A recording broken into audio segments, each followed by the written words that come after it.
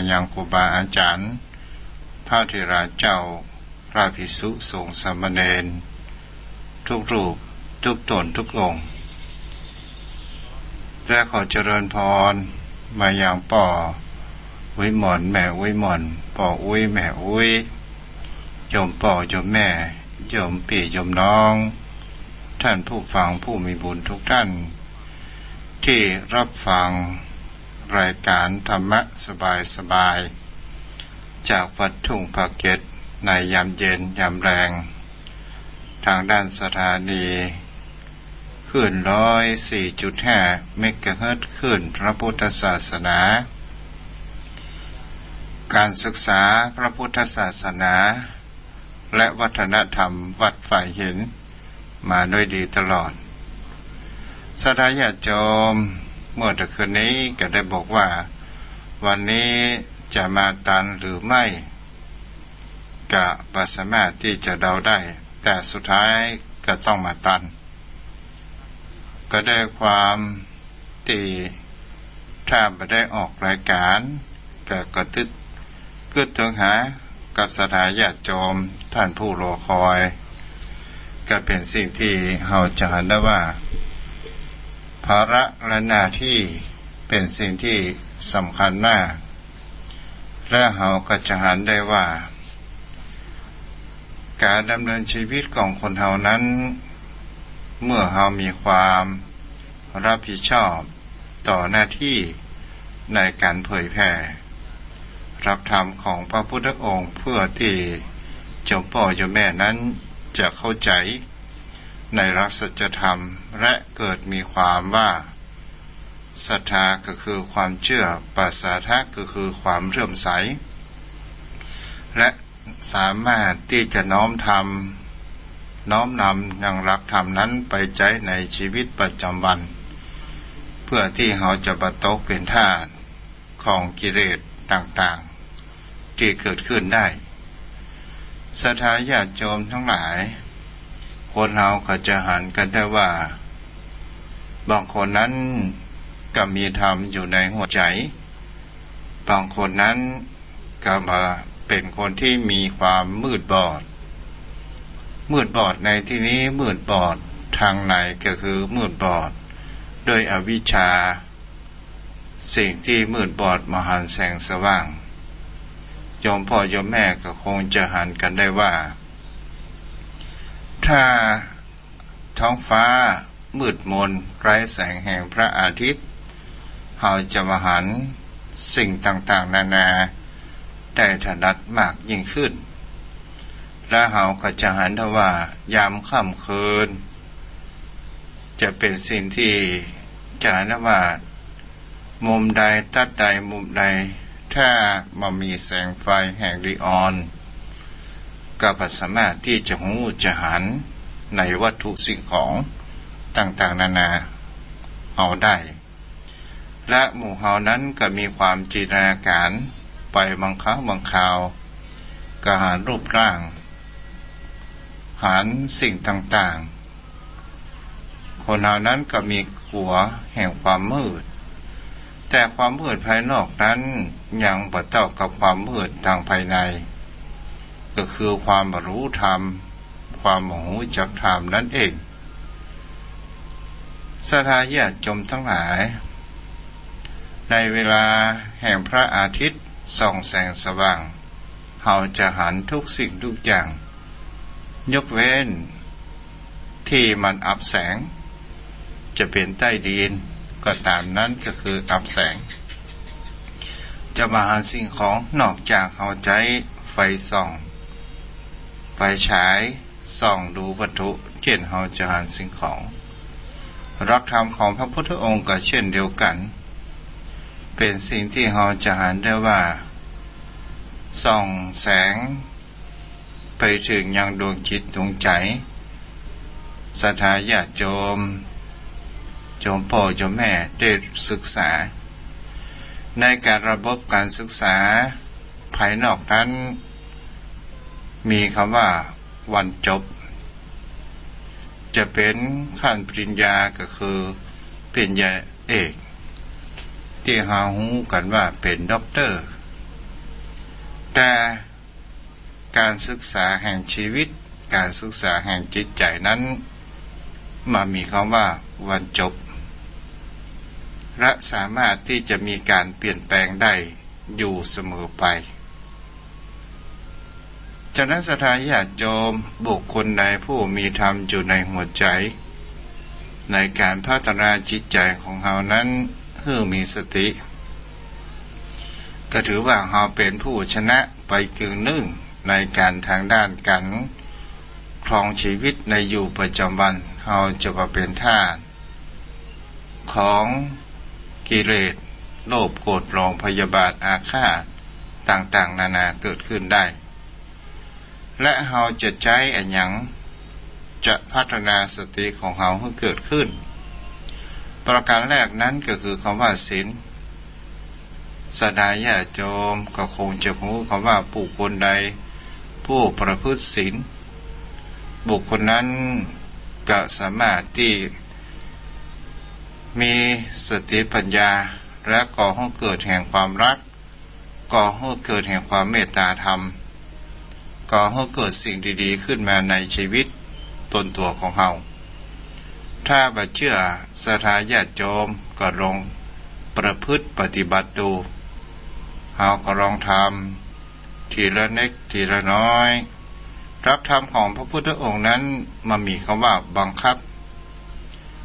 ศรัทธาญาติโยมอย่างกับศีล5เปิดห้องว่าเว้นถ้าเฮาเว้นบ่ได้เฮาทำมันก็จะส่งผลกระทบกลายเป็นบาป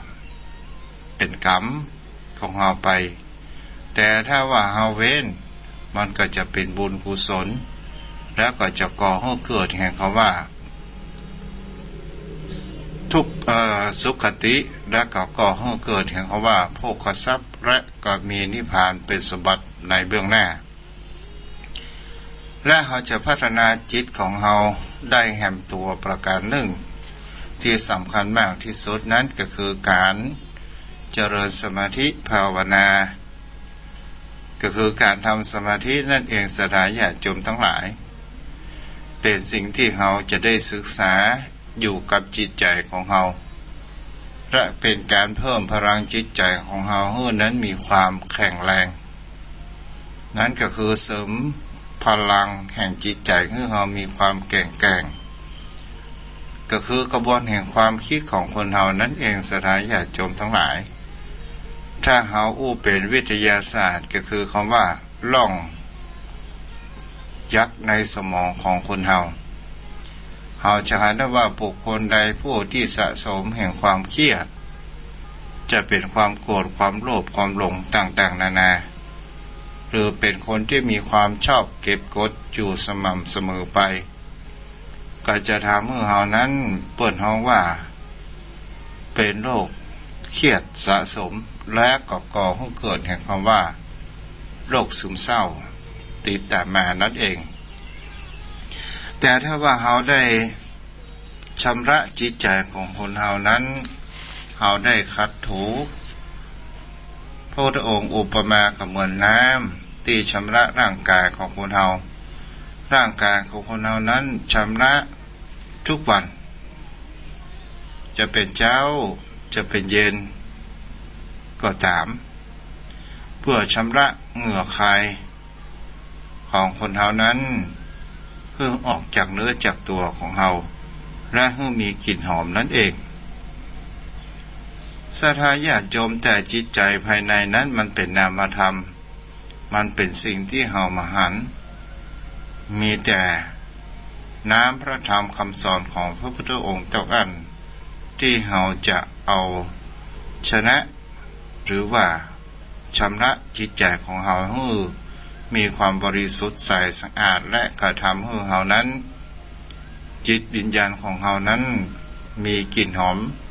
กลิ่นฟุ้งกระจายเป็นนามธรรมนามธรรมในที่นี้ก็หมายถึงคำว่าสิ่งที่เราแตะต้องมาได้แต่ก่อให้เกิดแห่งคำว่าผลที่เป็นคุณค่าโยมพ่อโยมแม่ก็ลองสังเกตพระอริยบุคคลผู้ปฏิบัติดีปฏิบัติชอบผู้พัฒนาจิต ถึงท่านอยู่หนแห่งตำบลใดก็ตามเฮาก็ไปสักการะบูชาแต่อริยสงฆ์หมายถึงว่าบุคคลผู้ปฏิบัติดีปฏิบัติชอบอย่างแท้จริงบัจเจสงฆ์ที่แสดงอิทธิฤทธิ์ปาฏิหาริย์ใบหวยโรยเบอร์ต่างๆอันนั้นถือว่าเป็นการผิดวินัยสงฆ์และมีความอวดอุตริมนุษยธรรมก็คืออวดคุณสมบัติที่มันมีในตนนั่นเองโยมพ่อโยมแม่วันนี้ตัวเจ้าก็กลับมาถึงมักสักผู้และก็ได้พักผ่อนพอหายพอดีเพื่อพักสายตาก็ได้ทำสมาธิแล้วก็มีความจิตใจตั้งมั่นวันนี้ศรัทธาญาติโยมทั้งหลายโยมพ่อโยมแม่ท่านผู้ฟังทุกท่านทุกคนที่อยู่ด้วยกันบนโลกใบนี้เป็นสิ่งที่เราก็จะหันกันได้ว่าสิ่งที่เราพระพุทธองค์นั้นได้ตรัสบอกไว้ให้เราว่าบนโลกใบนี้ล้วนแล้วแต่มีความทุกข์มากกว่าความสุขแต่ศรัทธาญาติโยมทั้งหลายเราจะหันได้ว่าความทุกข์ถ้าเราศึกษามันเราเข้าใจมันก็จะก่อให้เกิดความสุขขึ้นได้เช่นเดียวกันถ้าเราถ้าเราจิตใจของเราบไหลไปตามมันก็จะมีความสุขใจเกิดขึ้นได้ความทุกข์นั้นมันก็มีหลายอย่างหลายประการโยมพ่อโยมแม่ก็คงจะได้ยินคำว่าคนเฮานั้นเรียกเขาว่าโง่หรือว่าง่าวมาก่อนฉลาดอยู่เสมอไปทุกข์มันก็จะต้องมาก่อนสุขแต่ถ้าว่าเฮาเก็บสิ่งที่มันเป็นทุกข์ที่มันเป็นปัญหาต่างๆนานาเฮาศึกษาเข้าใจมันและเฮาปล่อยมันก็จะมีความสุขใจเกิดขึ้นทุกสิ่งทุกอย่างมีสาเหตุมีเหตุและมีผลการสืบต่อเนื่องกันทั้งนั้นทุกสิ่งทุกอย่างบนโลกใบนี้มันเป็นของคู่กันมีสุขก็ต้องมีทุกข์หนึ่งในธรรมโลกธรรม8ศรัทธาญาติโยมในที่นี้มันจะมีทุกข์ในอริยสัจสี่ทุกข์ในอริยสัจสี่ก็คือความเกิดแก่เจ็บตายความเศร้าโศกความพ่ำเพ้อพิภัยรำพันความลำบากกายความลำบากใจความคับแค้นใจนี่ก็คือเป็นตัวต้นเหตุเรียกว่าทุกข์ก็คือในอริยสัจสี่ที่มันมีเปิ้นคำว่าตัวต้นเหตุนั่นก็คือคำว่าสมุทัยและมันก็ก่อให้เกิดแห่งความทุกข์ทุกข์นั้นแปลเป็นใจความเพื่อเข้าใจได้ง่ายก็คือปสามารถที่จะทนอยู่ในสภาพเดิมได้ก็คือทนสภาพเดิมได้ยากนะศรัทธาญาติโยมทั้งหลายเราจะเห็นได้ว่าสังขารทั้งปวงอันได้แก่ขันธ์ห้ารูปเวทนาสัญญาสังขารวิญญาณรูปก็คือรูปธรรมคือร่างกายคือวัตถุสิ่งของต่างๆนานาเกิดขึ้นส่วนเวทนาสัญญาสังขารวิญญาณนั้นรูปเวทนาสัญญาสังขารวิญญาณศรัทธาญาติโยมทั้งหลายเหล่านี้เป็นนามธรรมเป็นสิ่งที่เราจะสัมผัสด้วยเพียงคำว่าจิตใจของเราตั้งอันแต่ในที่นี้วันนี้จะมาอู้ในทุกข์ของในอริยสัจสี่แต่จะอู้ถึงว่าทุก10ประการทุกต่างๆนานาเกิดขึ้น และก็จะได้ลงลึกเข้าใจกับโยมพ่อโยมแม่ได้เข้าใจไปแหมน้อยนึงสภาวะทุกประจำสังขารก็คือเกิดแก่เจ็บตายมันก็อยู่ในสังเคราะห์ในอริยสัจสี่เช่นเดียวกันทุกประจำสังขารสถาญาติโยมทั้งหลายเฮาก็จะอ่านกันได้ว่าสภาวะทุกเนี่ยมันเป็นของสิ่งที่มันเป็นธรรมชาติสิ่งที่คนเฮานั้นจะอ่านได้ว่าเกิดแก่เจ็บตายนี้เป็นสิ่งธรรมดาของชีวิตเมื่อมีเกิดแล้วก็จะต้องมีแก่มีแก่แล้วก็จะต้องมีเจ็บมีเจ็บแล้วก็จะต้องมีตายเหมือนกันทุกชีวิตสถาญาติโยมแม้กระทั่งตนตัวของทุกเจ้าก็เช่นเดียวกันจะต้องเผชิญเจอเหมือนกันทุกคนเฮาจะหันได้ว่าวันนี้ทุกเจ้าได้ร่วมไปร่วมงานที่วัดเก่าวัดเดิม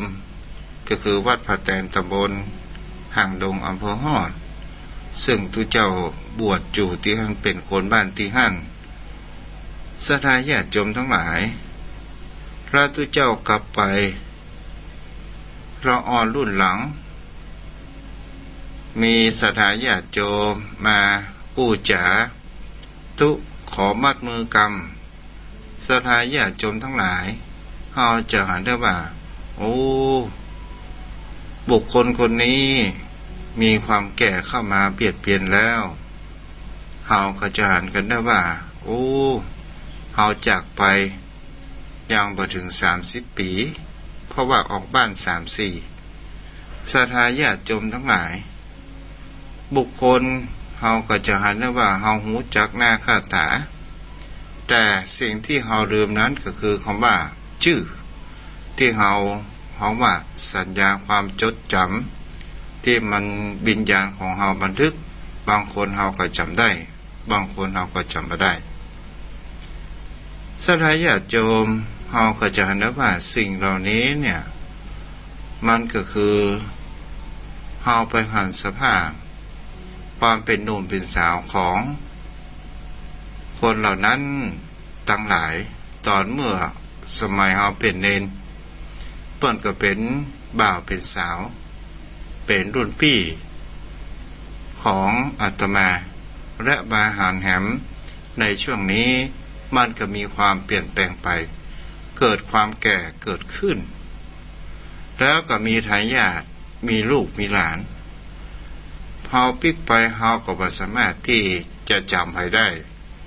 ลูกหลานของคนเฮามันก็เกิดขึ้นมาใหม่อุปมาไปแล้วก็เหมือนหน่อกล้วยหน่อไม้มันก็เกิดขึ้นพร้อมและจะหันว่าต้นเก่ามันก็จะต้องตายลงไปก็เป็นสิ่งที่หันว่าคนเฮาทุกคนถึงจะไปโยมแก่อย่างใดก็ตามถึงจะไปดึงหน้าก็ตามมันก็บ่สามารถที่จะปิดบังได้คนบางคนนั้นเฮาก็จะเห็นว่ามีความหลงในผิวพรรณของตัวเองอยากจะเป็นหนุ่มเป็นสาวอยู่ตลอดแต่ความแก่มันก็จะต้องปรากฏเหมือนกันทุกคนและสิ่งแห่งประการหนึ่งคนบางคนก็บอกว่าโรคภัยไข้เจ็บมาเบียดเบียนมันเป็นไปมาได้มันต้องมีเกิดขึ้นเช่นเดียวกันสถาญาติโยมทั้งหลายแต่บุคคลผู้สั่งสมบุญญาบารมีและก็เป็นคนที่ระมัดระวังอาหารการกินรักษาสุขภาพก็จะเห็นได้ว่าความเจ็บไข้มันก็มีน้อยและการทำจิตใจให้ผ่องใสความเจ็บไข้มันก็มีน้อยแต่บุคคลใดผู้ที่ละความโกรธ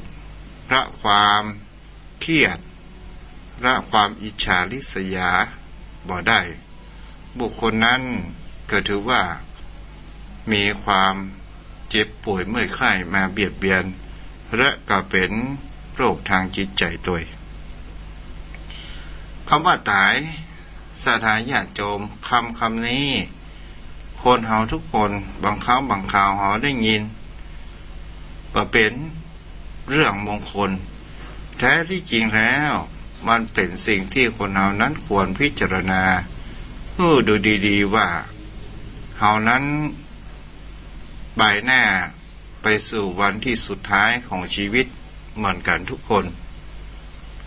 และเป็นสิ่งที่คนเฮาก็จะหันทว่าถ้าเฮาเตรียมพร้อมเฮาได้คิดว่า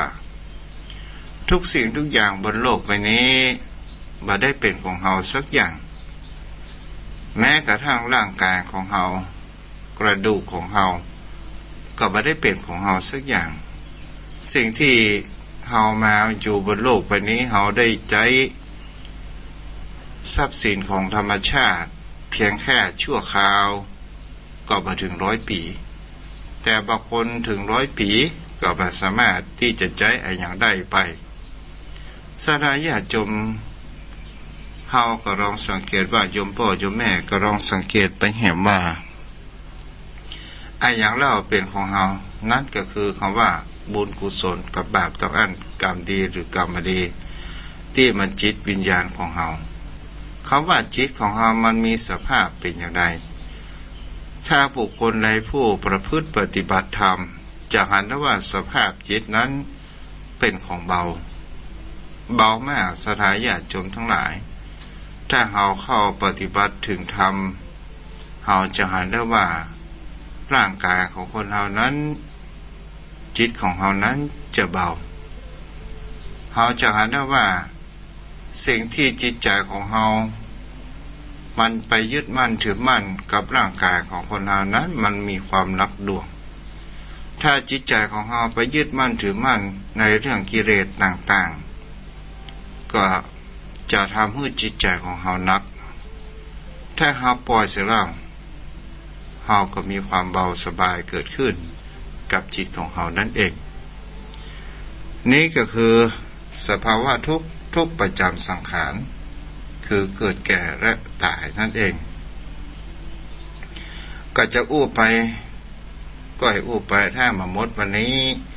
กับวันพรุ่งนี้ก็มาต่อกันปกิณกาทุกข์ก็คือทุกข์ขาจรสถานญาติโยมโยมพ่อโยมแม่ทุกจรมามันเกิดขึ้นเพียงแค่ชั่วคราวและมันก็หายไปก็คือโศกะปริเทวะทุกขะโทมนัสอุปยัสสะถ้าเป็นภาษาเมืองภาษาบ้านๆของเฮาก็คือความเศร้าโศกความเสียใจความพิพายรำพันความโทมนัสก็คือจิตใจสมองนั่นเองเฮาจะเห็นได้ว่ามันเกิดขึ้นเหมือนกันทุกคนและมันก็จะผ่านไปในเวลาใดเวลาหนึ่งนี่คือทุกข์ขาจรความน้อยอกหมองใจความเศร้าโศกอะไรหาโยมพ่อโยมแม่ก็ลองสังเกตว่าเช่นญาติของเฮาตายเฮาถามว่าเฮามีความเสียใจในตอนแรกเฮามีความเศร้าโศกในตอนแรกมีการร้องไห้พิพายรำพันต่างๆครั้งแรกและเฮาก็มีความว้าเหวในตอนแรกๆพอถึงเวลาผ่านไปถึงเวลาที่เฮาทำจิตใจได้ว่ามันเป็นระบบของธรรมชาติคนเฮาบ่สามารถที่จะพ้นสิ่งเหล่านี้ได้เฮาก็ทำใจได้ความสิ่งเหล่านี้มันก็จะผ่านไปตามกาลเวลาของมันนั่นเองความน้อยอกหมองใจก็เช่นเดียวกันสถานญาติโยมทั้งหลายมันเกิดขึ้นอย่างเช่นเฮาสอนลูกสอนหลานลูกหลานบ่ฟังเฮาบอกลูกบอกหลานกลับมาด่าเฮาว่าเฮาน้อยอกหมองใจเฮาบ่ได้รับกำลังใจจากไผนี่ก็คือความน้อยใจบางท่านบางคนมาหันธรรมก็อาจจะ คิดฆ่าตัวตายก็ว่าได้ แต่บางคนหันถามว่าความน้อยอกหน่วงใจที่มันเกิดขึ้นสักครู่หนึ่งมันก็จะต้องผ่านไปเหมือนกับพระอาทิตย์ที่ไหลผ่านที่ตั้งอยู่เด่นและกับโลกหมุนไปมันก็ย่อมรับขอบฟ้าในเวลาใดเวลาหนึ่งและวันพรุ่งเจ้าเฮาก็มาว่ากันใหม่จิตใจอันที่เศร้านั้นของเฮามันก็ผ่านไปต่อไปนี้พระธาตุทุกเนืองนิดก็คือธรรมชาติทุกเจอกันหนาวร้อนหิวกระหายปวดต่างๆนานาสถานญาติโยมนี่ก็คือนิพพททุกข์ทุกข์ที่มันเกิดเป็นเนืองนิดเราจะหันได้ว่าเราดูร้อนเอาก็ไปชอบร้อนมากๆเอาก็ไปชอบหนาวจนติดลบตัวสั่นเอาก็ไปชอบหน้าฝนตกนักขนาดเอาก็ไปชอบเหมือนกันสถานญาติโยมทั้งหลายแล้วเขาชอบอย่างล่ะเขาก็ชอบความเป็นกลางก็คือมัชฌิมปฏิปทาเขาจะเห็นได้ว่าอากาศเมื่อ 2-3 เดือนที่ผ่านมาอากาศมันร้อนขนาดปัจจุบันอากาศความร้อนนั้นก็เริ่มคลายลงฝนก็ตกถ้าถึงฤดูฝนมันก็บางบานก็ตกตอนเจ้าก็ก่อความลำบากให้กับบุคคลผู้ที่ซักผ้าซักครัวผ้าครัวมาแห้งถ้าตกตอนเย็นก็ไปแหมเรื่องหนึ่งถ้าตกตอนที่เฮาเลิกการเลิกงานก็กลับบ้านกลับจองลำบากนี่เฮาจะเห็นได้ว่าบนโลกใบนี้มันมีทั้งสุขและทุกข์มีทั้งคุณและโทษอย่างก็ตามสิ่งที่มันมากๆคนเฮาก็บ่ชอบฉะนั้นศรัทธาญาติโยมทั้งหลายและเฮาจะบ่นไปพร่ำเพ้อไปด่าไปแจ้งไปธรรมชาติก็ทำงานอยู่เหมือนเดิมนี่เฮาจะเห็นได้ว่ากฎเกณฑ์ของธรรมชาติปวดกระหายหิวศรัทธาญาติโยมทั้งหลายเฮาก็จะเห็นได้ว่าโรคหิวนี้เป็นโรคที่รุนแรงมากประจำทุกชีวิตแม้กระทั่งสัตว์เดรัจฉานก็ว่าได้เมื่อเฮาหิวนั้นเฮาก็จะเห็นได้ว่าเฮาก็มีความบรรเทาโรคหิวโรคความอยากกินข้าวต่างๆนานาเกิดขึ้นแต่หิวแห่งประการหนึ่งนั้นก็คือหิวที่มันเป็นนามธรรมมหันต์ก็คือความหิวแห่งความมหูจักพอนั่นเองเฮาจะเห็นได้ว่าคนเรามีความหิวมหูจักพออยู่ตลอดอยากได้หั่นอยากได้นี่อยากมีหั่นอยากมีนี่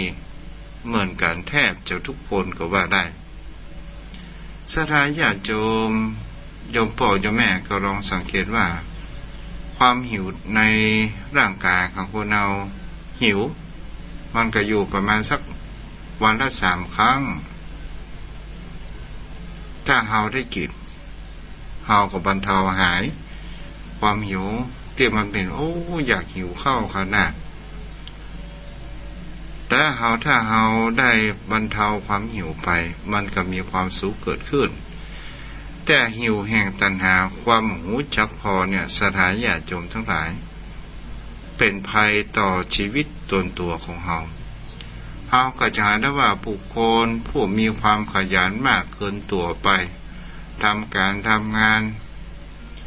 โดยการที่สร้างภาระหนี้สินต่างๆและก็ทำงานหามรุ่งหามค่ำจนบ่มีเวลาที่จะพักผ่อนนั่นก็คือความหิวแห่งคำว่าอยากได้เงินอยากจะได้ทองมาจุนเจือกับชีวิตตนตัวของเฮาหิว ทางรูปจะหันถ้าว่าคนเฮานั้นที่มีปัญหาก็เพราะว่าบางครั้งบางคราวไปแย่งสามีคนอื่นไปแย่งภรรยาคนอื่นไปมีกิ๊กมีก๊อกมีเมียน้อยต่างๆนานาเกิดขึ้นสุดท้ายความหิวทางด้านกามราคะนี้มามีที่สิ้นสุดท้ายก็มามีอย่างเหลือสักอย่างเขาจะอ่านว่าทำไมถึงว่ากล่าวคำว่าบ่เหลืออย่างสักอย่างก็เพราะว่าเขาจักหน้าไปถึงหลังบ้านนี้ได้บ้านนั้นต้องได้ถ้าเขาเอียงไปบ้านใดบ้านหนึ่งครอบครัวมันก็จะต้องมีความพล้าฉันและแตกแยกศรัทธาญาติโยมทั้งหลายนี่เขาจะอ่านว่ามันเป็นความทุกข์มีขั้นเรื่องหนึ่งก็เป็นข่าวเป็นลักษณะเศร้าศรัทธาญาติโยมทั้งหลายมีพนักงานพยาบาลอยู่ศูนย์นี่เป็นเรื่องจริงอยู่ศูนย์สาธารณสุขก็คือบ้านเฮาก็ฮ้องว่าสถานีอนามัยศรัทธาญาติโยมทั้งหลายและก็มีความฮักกับผู้ใจที่เป็นคนเปิ้นเฮาว่ากรมโยธาเป็นวิศวะก็มีฐานะที่ดีศรัทธาญาติโยมทั้งหลายและก็ได้รู้จักกับบุคคลที่ทำงานสาธารณสุขนี้ก็ได้ฮักกันมาคบกันมาเป็น5 ปี6 ปีและก็ได้ตกลงปลงใจว่าจะแต่งงานแต่งการกันก็ได้เตรียมอย่างกันเป็นอย่างดีโดยการนัดหมายว่าประมาณสักเดือน4ก็คือช่วงฤดูหนาวจะมีการแต่งงานแต่งการเกิดขึ้นแต่บังเอิญพ่อแจคนนี้หมูจะคำว่าพอก็ไปหันเลขานุการของตัวเองนั้นเป็นสาวสวยก็ได้มีความสัมพันธ์กันลึกซึ้งเกิดขึ้นก็ได้รักรอบเล่นกันสุดท้ายจะเห็นได้ว่าเป็นคนที่หลังนี้มาแหงมากก็เหมือนกับว่าสั่งกับพ่อใจบอกว่าเมื่อความรักมันเกิดขึ้นประการอย่างนี้จะทำอย่างไร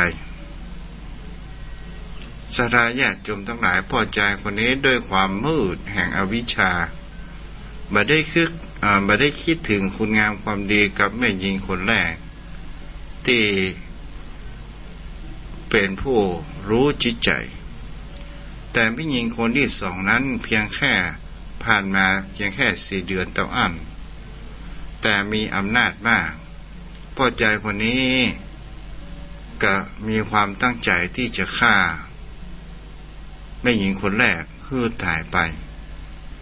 เพื่อที่จะไปอยู่กับแม่หญิงคนที่2หาอู้ง่ายแปะของใหม่ดีกว่าของเก่าสุดท้ายศรัทธาญาติโยมทั้งหลาย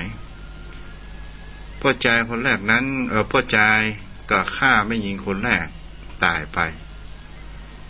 ก็โดยการที่ความเปิ้นเฮาว่าความสมคบร่วมคิดกับแม่หญิงคนที่2แล้วอย่างเกิดขึ้นล่ะจะไปบอกว่ามามีภัยหูมามีภัยหันแต่สิ่งที่คนเฮานั้นจะหันได้ว่าปัจจุบันเปิ้นติดกล้องวงจรปิดเกิดขึ้นกระหันพยานหลักฐานกันเกิดขึ้นสุดท้ายพ่อใจคนนี้ก็ต้องติดคุกทนจับรับสารภาพและแม่หญิงนั้นก็เป็นคนสมรู้ร่วมคิดก็ติดข้อตามไปอันนี้แหละเราจะเห็นได้ว่ามันมืดบอดความมืดบอดแห่งความหมองหูเรียกว่าอวิชชาเนี่ยหมองหูดีหมองหูชั่วหมองหูผลอะไรอย่างจะเกิดขึ้นและกระทำไปด้วยความ มืดบอดเขาสังเกตได้ความมืดบอดสถานญาติโยม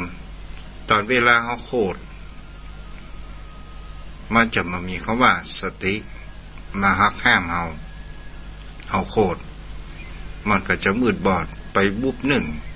แต่ถ้าว่าบุคคลใดที่ฝึกสติแล้วบุคคลนั้นจะมีสติมาเตือนว่าตอนนี้โค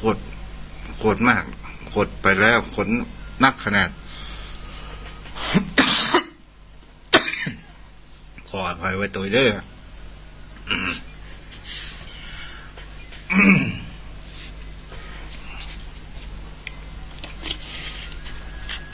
อันนี้เกิดเป็นสิ่งที่ว่านี่พัทธทุกข์เนาะ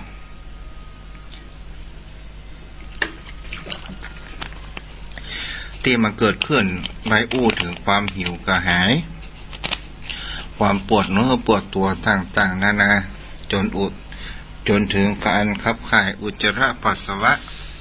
หนักเบาอันนี้เป็นตัวนิพพททุกข์ที่มันเกิดขึ้นยังค้างแหมหลายข้ออยู่ด้วยกันวันพุธก็คงจะมาต่อกันใหม่วันนี้ก็เปิดสายหน้าไม้มักหอมปากหอมคอมักโยมพ่อโยมแม่ได้สดายได้คิดถึงเนาะ เอาละโยมพ่อโยมแม่ตอนนี้ก็โทรมาเด้อ0631639950โยมพ่อโยมแม่ตะกี้